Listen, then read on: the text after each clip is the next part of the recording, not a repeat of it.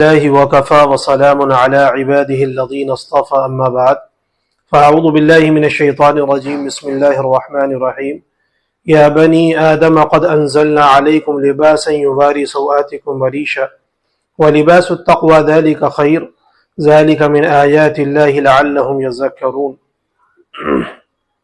وقال النبي صلى الله عليه وسلم الله لا ينظر إلى صوركم وأموالكم ولكن ينظر إلى قلوبكم وأعمالكم أو كما قال علیہ الصلاۃ والسلام۔ میرے محترم دوستوں، اللہ جل شانہ و عم نوالہ نے انسان کی فطرت میں لباس رکھا جو انسان کے ستر کو چھپاتا ہے اور اسے زینت بخشتا ہے۔ اللہ تعالیٰ نے قرآن مجید میں ارشاد فرمایا، اے آدم کے بیٹے، ہم نے تمہارے لیے لباس اتارا جو تمہارے پوشیدہ حصوں کو چھپاتا ہے اور تمہیں زینت بخشتا ہے۔ اس لباس کے ذریعے سے تم جو ہے خوشنما نظر آتے ہو اور اچھے دکھتے ہو، اور بہترین لباس تو تقوی کا لباس ہے۔ یا بنی آدم قد انزلنا علیکم لباسا یواری سوآتکم وریشا ولباس التقوی ذلک خیر، یعنی اس لباس کے ذریعے سے انسان جو ہے ایک اچھا معلوم ہو، پاکیزہ، صاف ستھرا، اور اللہ تعالیٰ نے جو انسان کی فطرت بنائی ہے وہ انسان جو ہے اپنے ستر کو چھپاتا ہے اس لباس کے ذریعے سے۔ اللہ تعالیٰ کی نعمت ہے کپڑوں کا پہننا، جو بھی اللہ تعالیٰ لباس میسر فرمائے اس کا استعمال کرنا، یہ اللہ کی دی ہوئی نعمت ہے۔ ہمیں اللہ کا شکر ادا کرنا چاہیے۔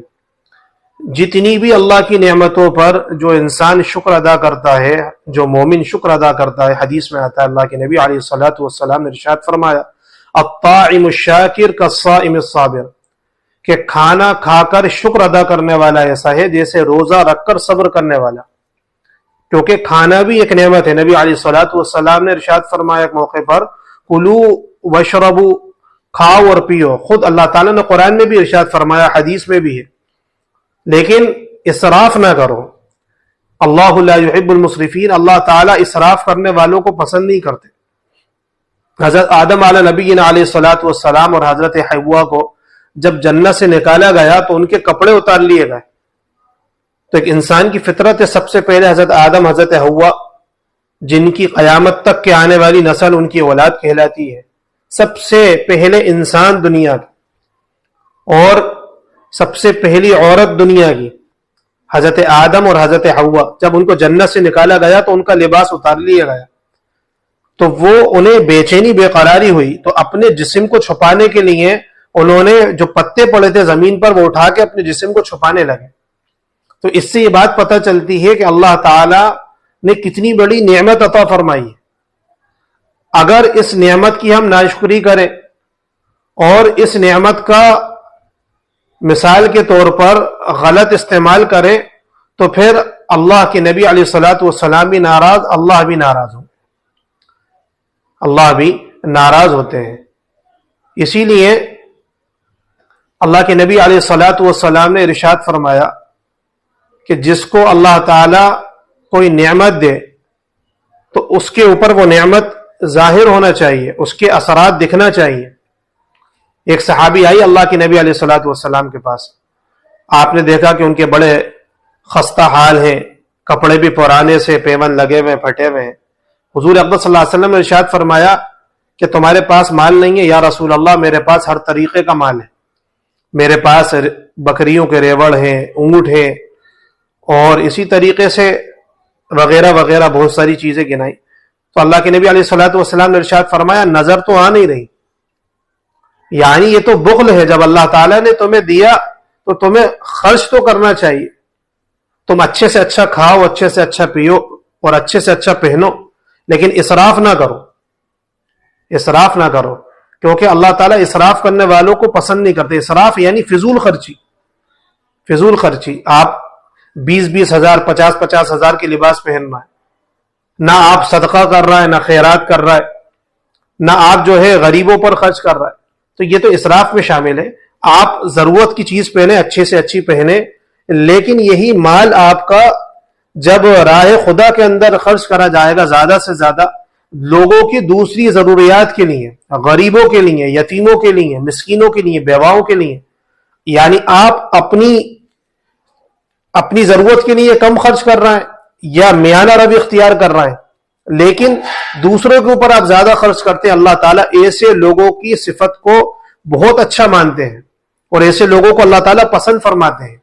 ایک انسان سادگی کے ساتھ رہتا ہے، اللہ نے بہت مال دیا ہے، لیکن بخل قائم کرتا ہے، یا تو آپ خود بھی نہیں کھا رہا، نہ دوسروں کو کھلا رہا، نہ اپنے گھر والوں کا خیال رکھ رہا، لیکن ایک انسان یہ ساری ضرورتیں پوری کر کے ساری چیزوں کا خیال رکھ کے دوسروں پر زیادہ خرچ کرتا ہے، لوگوں کی دعوتیں کرنا، غریبوں کی مدد کرنا، یتیموں کی مدد کرنا، پھر اللہ تعالیٰ ایسے لوگوں کو زیادہ عطا فرماتے ہیں۔ پھر ہمیں کیسا لباس پہننا؟ ایسا لباس پہننا جو نبی علیہ الصلوۃ والسلام سے ثابت ہے۔ اسلام نے لباس کوئی متعین نہیں کرا، لیکن اس کے اصول و ضابطے بتائیں۔ بالکل پیلا رنگ، زعفرانی رنگ پہننا مکروہ ہے مردوں کے لیے، عورتوں کے لیے جائز ہے۔ اسی طریقے سے نبی علیہ الصلوۃ والسلام نے ارشاد فرمایا ریشمی لباس اور سونے کا استعمال مردوں کے لیے حرام ہے، عورتوں کے لیے جائز ہے۔ جس نے دنیا کے اندر ریشمی لباس پہنا، جو ریشم ہوتا ہے اس کا لباس پہنا، وہ جنت میں ریشمی لباس نہیں پہن سکے گا، حضور اقدس صلی اللہ علیہ وسلم نے ارشاد فرمایا یہ حرام ہے، منع فرمایا۔ آج ہمارے نوجوان سونے کی انگوٹھی پہننا ہے، سونے کی چینیں پہنتے ہیں، اسی طریقے سے بہت ساری سونے کی چیزوں کا استعمال کرتے ہیں، یہ ناجائز اور حرام ہے۔ عورتوں کے لیے جائز ہے، مردوں کے لیے جائز نہیں ہے، عورتوں کے لیے جائز ہے۔ تو ہمیں ان چیزوں کو دیکھنا۔ حضور اقدس صلی اللہ علیہ وسلم سے کیا چیز ملتی ہے؟ آپ علیہ الصلوۃ والسلام نے سفید کپڑے کو پسند فرمایا۔ اکثر آپ جو ہے سفید قمیص پہنا کرتے تھے، سفید لباس آپ نے پسند فرمایا اور سفید لباس آپ پہنا کرتے تھے، استعمال کیا کرتے تھے۔ حالانکہ اللہ کے نبی علیہ الصلوۃ والسلام سے نیلا رنگ، کالا عمامہ، اسی طریقے سے سرخ دھاری دار چادر یہ آپ سے ثابت ہے، لیکن آپ نے پسند سفید رنگ کو فرمایا۔ آپ نے ارشاد فرمایا سفید رنگ زیادہ پسند ہے، تو اس لیے ہمیں سفید رنگ کا لباس پہننا چاہیے، اسے اچھا ماننا چاہیے، اچھا استعمال کرنا چاہیے۔ لیکن اگر اللہ نے مال دیا، اب اس مال کے ذریعے سے ہم لغویات کے اندر، بیجا ضرورت کے اندر اور اپنی خواہشات کے مطابق فضول خرچیاں کر رہے ہیں، تو ہم جو ہے اس طریقے سے یعنی شیطان کے بھائی بن جائیں گے، ہم اسلام کے خلاف عمل کریں گے، اسلام کے خلاف عمل کریں گے۔ تو صحابہ اکرام حضور اقدس صلی اللہ علیہ وسلم کی سنتوں سے ایسی محبت کرتے تھے، ایسی محبت کی۔ اللہ کے نبی علیہ الصلوۃ والسلام نے ایک جگہ ارشاد فرمایا ایک زمانہ ایسا آئے گا کہ مرد عورتوں کی طرح لباس پہنیں گے اور عورتیں مردوں کی طرح لباس پہنیں گی۔ اس لیے علماء فرماتے ہیں عورتوں کو جینز، ٹی شرٹ، پینٹ، پتلون اس طریقے کا لباس پہننا منع فرمایا۔ اور ہمارے زمانے کے نوجوان سونا استعمال کر رہے ہیں، چینیں پہن رہے ہیں، تو یہ اسلام کا طریقہ نہیں ہے۔ اور اپنے اندر عجب پیدا نہیں کرنا، جب مال آتا ہے تو مال جو ہے بہت ساری برائیاں لے کر آتا ہے، کیونکہ حضور اقدس صلی اللہ علیہ وسلم نے ارشاد فرمایا ان لکل امت فتنہ وفتنۃ امتی المال، کہ ہر امت کے لیے ایک فتنہ تھا، میری امت کے لیے مال فتنہ ہے، اس لیے ہمیں اس فتنے سے بھی بچنا ہے۔ اور ایک موقع پر اللہ کے نبی علیہ الصلوۃ والسلام نے ارشاد فرمایا ایک شخص تکبر کے طور پر اپنی ازار کو زمین میں گھسٹ کر چل رہا تھا، اللہ تعالیٰ نے اس کو زمین میں دھسا دیا، کیونکہ اللہ کو وہ لوگ بہت زیادہ ناپسند ہیں جو ٹخنوں سے نیچے رکھتے ہیں، جو مرد جو ٹخنوں سے نیچے رکھتے ہیں، ایسے لوگ اللہ کو بہت زیادہ ناپسند ہیں۔ تو اللہ تعالیٰ نے ایسے لوگوں کو ناپسند فرمایا۔ قیامت کے دن جو تین لوگوں سے اللہ سخت ناراض ہوں گے، نہ ان کی طرف نظر التفات کریں گے، نہ محبت کی نظر سے دیکھیں گے، اور ان کے اوپر دردناک عذاب ہوگا۔ اور یہ آپ نے 3 مرتبہ ارشاد فرمایا، اس میں سے ایک شخص یہ بھی ہوگا، کتاب اللباس میں صراحتاً یہ حدیث موجود ہے کہ جس نے اپنے پینٹ، پاجامہ، پتلون جو بھی پہنتا ہے ٹخنوں سے اگر نیچے رکھی، فرمایا وہ شخص جہنم میں جائے گا اور اللہ تعالیٰ کا سخت غصہ ہوگا۔ تو ہمیں اس چیز سے بچنا ہے۔ حضرت عثمان غنی رضی اللہ عنہ جب مکہ پہنچے مکے والوں سے مذاکرات کرنے، حضور اقدس صلی اللہ علیہ وسلم نے صلح حدیبیہ کے موقع پر عثمان غنی کو بھیجا، تو ان کے چچا زاد بھائی نے کہا کہ تم یہاں کے لوگ اس عمل کو دیکھ کر تمہارے حقیر سمجھیں گے، تمہیں جو ہے کمتر درجے کا سمجھیں گے، فرمایا میں نے اپنے آقا جناب محمد رسول اللہ صلی اللہ علیہ وسلم کو یہی عمل کرتے دیکھا ہے، میں ان سرداروں کے سامنے بالکل جو ہے یہ نہیں کر سکتا جو تم کہہ رہا ہے۔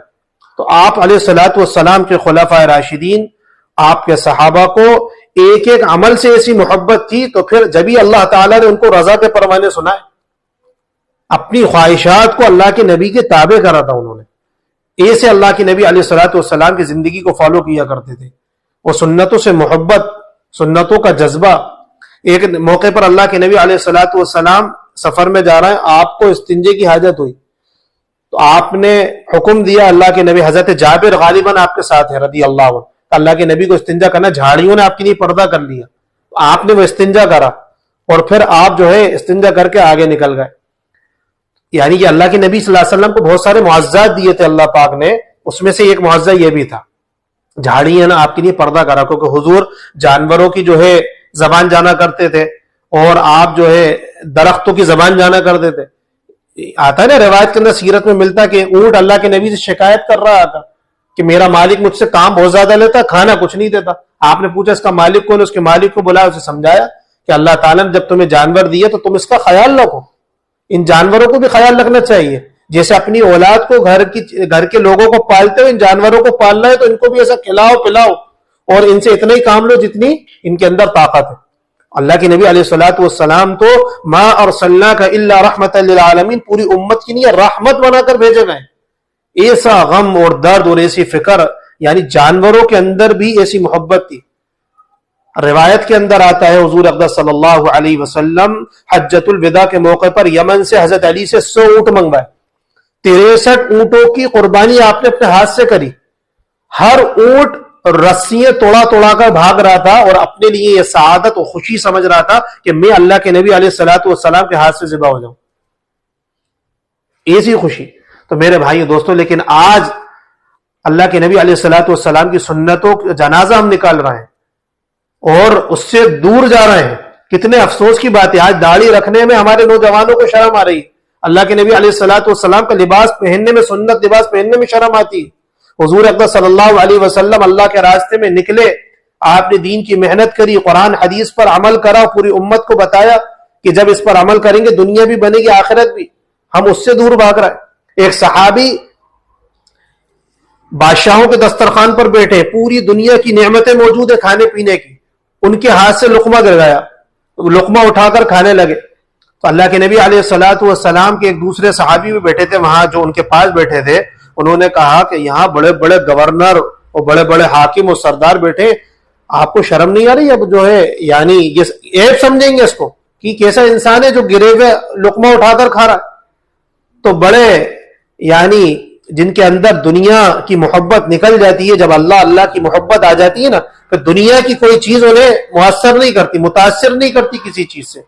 لوگ بادشاہ اپنے محلوں میں رہ رہے ہوں، اچھی اچھی سواریوں میں گھوم رہے ہوں، کیسی کیسی نعمتیں کھا رہے ہوں، لقمہ اٹھا کر کھانے لگے، کہنے لگے ان بے وقوفوں کے چکر میں، ان احمق و نادانوں کے چکر میں اپنے نبی کی سنت کو چھوڑ دوں؟ ایسا نہیں ہو سکتا۔ اللہ کے نبی علیہ الصلوۃ والسلام، حضرت اسماء بنت یزید رضی اللہ عنہ فرماتی ہیں، حضور اقدس صلی اللہ علیہ وسلم جو قمیص پہنا کرتے تھے اس کی آستین ہاتھوں کے گٹوں تک ہوا کرتی تھی۔ تو اسی لیے یہ لباس، اسلام نے ہمیں لباس بتایا، اس کا طریقہ بتایا، اس کے اصول بتائے، تاکہ اس لباس سے ہم زینت حاصل کریں، کیونکہ اللہ تعالیٰ نے لباس کو قرآن میں ذکر فرمایا، قرآن میں ذکر فرمایا۔ انسان اس سے لباس سے اپنے جسم کو چھپاتا ہے، یعنی اپنے سطر کو چھپاتا ہے، جو پوشیدہ چیزیں اس کو چھپاتا ہے، اور اس لباس کے ذریعے سے انسان زینت حاصل کرتا ہے۔ اچھے اچھے لوگ لباس پہنتے ہیں، پہننا بھی چاہیے، صاف ستھرا لباس پہننا چاہیے۔ اللہ نے جو بھی آپ کو نعمت دی، جو بھی مال دیا، اس کے ذریعے سے آپ اچھے سے اچھا استعمال کریں، لیکن فضول خرچی نہ کریں۔ اللہ تعالیٰ فضول خرچ کرنے والوں کو ناپسند کرتے ہیں۔ اللہ تعالیٰ ہم سب کو آپ علیہ الصلوۃ والسلام کی سنت کی اتباع کرنے والا بنائے اور سنتوں سے محبت کرنے والا بنائے، اور جب موت آئے تو سنت والی موت نصیب فرمائے۔ وآخر دعوانا ان الحمد للہ رب العالمین۔